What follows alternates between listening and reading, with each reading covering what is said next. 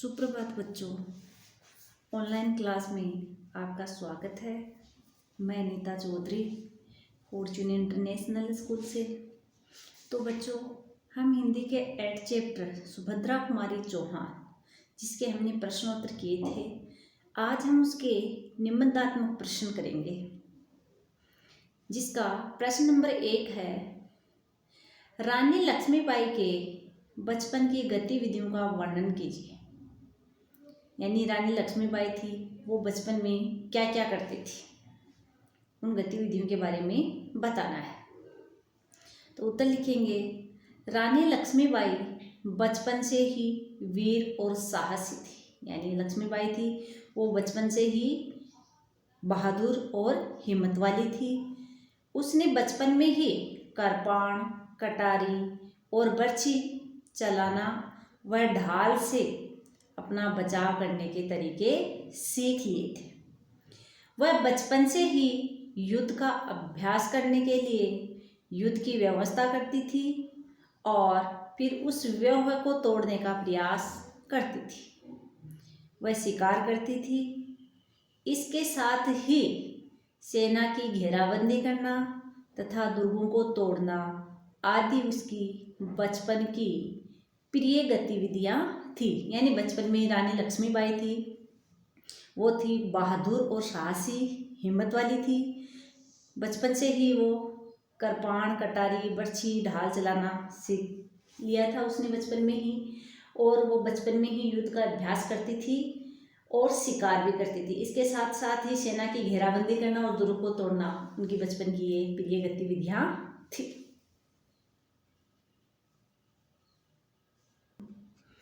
प्रश्न नंबर 2 है, कविता के माध्यम से अंग्रेजों की नीतियों तथा अत्याचारों का वर्णन कीजिए। उत्तर है, अंग्रेज क्रूर प्रवृत्ति से पूरित अत्यंत स्वार्थी थे। वे भारत में व्यापार करने की दृष्टि से आए थे। उन्होंने अपनी स्वार्थ नीति के आधार पर भारत के राजाओं, बादशाहों में आपस में फूट डालकर एक एक करके भारत के अनेक राज्यों पर धीरे धीरे अधिकार कर लिया।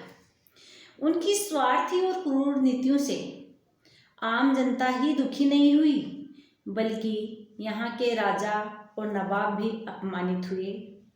उनकी रानियों और बेगमों के गहने और वस्त्र खुले आम उन्होंने बाजार में नीलाम किए। यहाँ तक झांसी को निराश्रित जानकर उस पर भी पूरा अधिकार करके अपना झंडा फहरा दिया। यानी लक्ष्मीबाई वाली कविता के माध्यम से अंग्रेजों की नीतियों और अत्याचारों का वर्णन हमें करना है। तो इसमें हम क्या करेंगे कि अंग्रेज हैं वो बहुत ही क्रूर और पूरी स्वार्थी लोग थे। वे भारत में व्यापार करने के माध्यम से आए थे। उन्होंने अपनी स्वार्थ नीति के कारण भारत के राजाओं और बादशाहों में आपस में क्या डाली, फूट डाली और एक एक करके भारत के अनेक राज्यों में अपना धीरे धीरे अधिकार कर लिया। उनकी स्वार्थी और क्रूर नीतियों में आम जनता दुखी हुई, बल्कि राजा और नवाब भी अपमानित हुए। राजा और नवाब की रानियों और बेगमों के गहने थे वो खुले आम बाजारों में नीलाम किए गए और झांसी को निराश्रित मानकर, झांसी पर को यानी गंगाधरराव के संतान नहीं थी, तो झांसी को निराश्रित जानकर उसने अपना अधिकार, उस पर अपना अधिकार कर लिया और अपना झंडा फहरा दिया। प्रश्न नंबर 3 है, स्वतंत्रता की चिंगारी में किन किन सपूतों ने लोहा लिया। उत्तर लिखेंगे, स्वतंत्रता की चिंगारी में अनेक वीर नर नारियों ने लोहा लिया। यानी देश को आज़ाद कराने के लिए अनेक वीर नर नारियों ने युद्ध किया। लक्ष्मीबाई ऐसी नारियों में से प्रमुख थी जिन्होंने अंग्रेजों से लड़ते लड़ते अपने प्राणों का उत्सर्ग कर दिया, अपने प्राणों को गंवा दिया। इसके साथ ही स्वतंत्रता के लिए जीवन अर्पित करने वाले पुरुषों में नाना धुंधु पंत, तात्या टोपे, अज्जी मुल्ला, अहमद शाह मौलवी, ठाकुर कुंवर सिंह आदि भारत माँ के वीर सपूत प्रमुख थे जिन्होंने स्वतंत्रता की चिनगारी में लोहा लिया। प्रश्न नंबर 4 है, रानी लक्ष्मीबाई के युद्ध कौशल का वर्णन कीजिए। यानी रानी ने अंग्रेजों से किस प्रकार युद्ध किया उसके बारे में लिखना है। तो उत्तर लिखेंगे, रानी लक्ष्मीबाई स्वयं वीरता की अवतार थी। उसने युद्ध करने का कोई प्रशिक्षण प्राप्त नहीं किया था, लेकिन अपने साहस और वीरता के बल पर अंग्रेजों के छक्के छुड़ा दिए थे।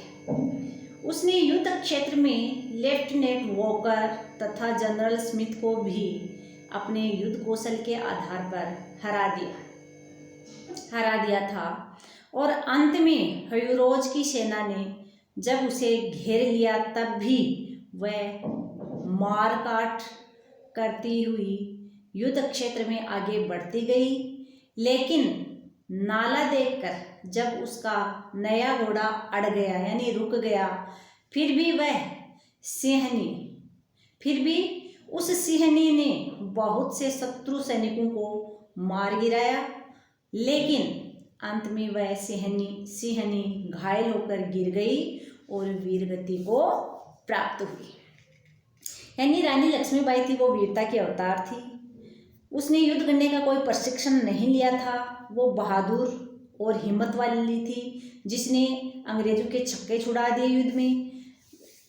उसने युद्ध में लेफ्टिनेंट वॉकर तथा जनरल स्मिथ को भी खूब हराया। अंत में ह्यूरोज की सेना ने रानी को लक्ष्मीबाई को घेर लिया, तब भी वह युद्ध क्षेत्र में आगे मारती काटती बढ़ती गई, लेकिन नाला आने के कारण उनका घोड़ा नया होने के कारण रुक गया और लक्ष्मीबाई को अंग्रेजों की सेना ने घेर लिया। लक्ष्मीबाई ने अंग्रेजों के शत्रुओं को खूब मार गिराया, लेकिन अंत में लक्ष्मीबाई घायल होकर गिर गई और वीरगति को प्राप्त हुई। प्रश्न नंबर 5 है, मिला तेज से तेज कवयित्री सुभद्रा कुमारी चौहान ने ऐसा क्यों कहा है। तो उत्तर लिखेंगे, मिला तेज से तेज कवयित्री सुभद्रा कुमारी चौहान ने ऐसा इसलिए कहा है कि लक्ष्मीबाई युद्ध में लड़ते हुए स्वर्ग सिधार गई। वह एक दिव्य शक्ति थी, आभा थी, तेज थी। स्वर्ग सिधारने के बाद वह तेज परमेश्वर से मिल गया, क्योंकि वह महान आत्मा परम आत्मा से मिलने योग्य थी। प्रश्न नंबर आगे है, निम्नलिखित पद्यांशों की सर्वप्रथम व्याख्या कीजिए। तो इसमें पद्यांश है, कानपुर के नाना की मुँह बोली बहन थी, लक्ष्मीबाई नाम पिता की वह संतान अकेली थी। नाना के संग पढ़ती थी वह, नाना के संग खेली थी, बर्छी ढाल कृपाण कटारी उसकी यही सहेली थी। तो इसकी व्याख्या कैसे करेंगे। प्रस्तुत पद्यांश सुभद्रा कुमारी चौहान के झांसी की रानी शीर्षक कविता से लिया गया है। यहाँ कवयित्री ने लक्ष्मीबाई का परिचय दिया है। इसमें व्याख्या लिखेंगे, कवयित्री कहती है कि झांसी की रानी लक्ष्मीबाई नाना साहब की मुँह बोली बहन थी। वह अच्छी छवि वाली थी, बहुत सुंदर थी और उनका नाम लक्ष्मीबाई था। वह अपने माता पिता की अकेली संतान थी। वह नाना के साथ पढ़ी और खेली थी। बचपन से ही बर्छी, ढाल, तलवार और कटारी जैसी लड़ाई में काम आने वाली चीज़ें ही उनकी सहेली थी। उसके बाद अगली ही व्याख्या है, हुई वीरता की वैभव के साथ सगाई। झांसी में ब्याह हुआ, रानी बन आई लक्ष्मीबाई झांसी में। राजमहल में बजी बधाई, खुशियाँ छाई झांसी में। सुभट बुंदेलों के वृद्धावली सी वह आई झांसी में। तो सह प्रश्न लिखेंगे। प्रस्तुत पद्यांश सुभद्रा कुमारी चौहान द्वारा रचित झांसी की रानी शीर्षक कविता से लिया गया है। कवयित्री ने यहाँ धन संपन्न राजा गंगाधर राव और वीरता की प्रतिमूर्ति लक्ष्मीबाई के विवाह की जानकारी दी है। व्याख्या में लिखेंगे, कवयित्री ने कहा है कि लक्ष्मीबाई का विवाह झांसी के राजा गंगाधर राव से हुआ। राजा होने के कारण वे वैभवशाली थे और लक्ष्मीबाई अत्यधिक वीर बहादुर थी। इस दृष्टि से कवयित्री ने वीरता की वैभव के साथ सगाई होने की बात कही है। ब्याह होकर आई लक्ष्मीबाई झांसी की रानी कहलाई। उसके आगमन पर झांसी के राजमहल में खुशी मनाई गई। विवाह के उपलक्ष्य में उसे बधाइयाँ दी गई। उसका आगमन ऐसा था मानो उसके रूप में वीर योद्धा की वृद्धावली गुण समूह ही झांसी आया हो। तो ये इसकी हमें व्याख्या लिखनी है। उसके बाद 3 नंबर की व्याख्या है, अनुनय विनय नहीं सुनता है, विकट फिरंगी की माया, व्यापारी बन दया चाहता था जब वह भारत आया, डलहौजी ने पैर पसारे अब तो पलट गई काया, राजाओं नवाबों को भी उसने पैरों से ठुकराया। तो प्रसंग लिखेंगे इसका, प्रस्तुत पद्यांश सुभद्रा कुमारी चौहान द्वारा रचित झांसी की रानी कविता से लिया गया है। कवयित्री ने अंग्रेज शासकों की संकीर्ण मानसिक स्थिति का यहाँ पर वर्णन किया है। फिर इसकी व्याख्या क्या करेंगे बच्चों। कवयित्री कहती है कि अंग्रेज प्रार्थना से भी नहीं पिंगलते थे। उनकी स्वार्थपूर्ण कपटी माया अत्यधिक कठोर एवं अमानवीय थी। पहले जब अंग्रेज भारत आए थे तब वे व्यापार करने के लिए भारत से दया चाहते थे और अब भारतीय लोगों की प्रार्थना पर भी नहीं पिंगलते थे। अब तो उन्होंने इस देश में अपनी स्थिति बहुत मजबूत कर ली है। परिणाम स्वरूप उन्होंने यहाँ के राजाओं नवाबों को भी पैरों से ठुकरा दिया था। फिर 4 नंबर की व्याख्या है, रानी गई सिधार, चिता अब उसकी दिव्य सवारी थी, मिला तेज से तेज, तेज की वह सच्ची अधिकारी थी, अभी उम्र कुल 23 की थी, मनुज नहीं अवतारी थी, हमको जीवित करने आई, वन स्वतंत्रता नारी थी। तो इसका पहले से प्रश्न लिखेंगे, प्रस्तुत पद्यांश सुभद्रा कुमारी चौहान द्वारा रचित झांसी की रानी शीर्षक कविता से लिया गया है। कवयित्री ने यहाँ लक्ष्मीबाई के बलिदान, वीरता तथा स्वतंत्रता प्राप्त करने का मार्ग दिखाने के संबंध में उल्लेख किया है। व्याख्या में लिखेंगे, कवयित्री कहती है कि रानी वहीं पर स्वर्ग सिधार गई।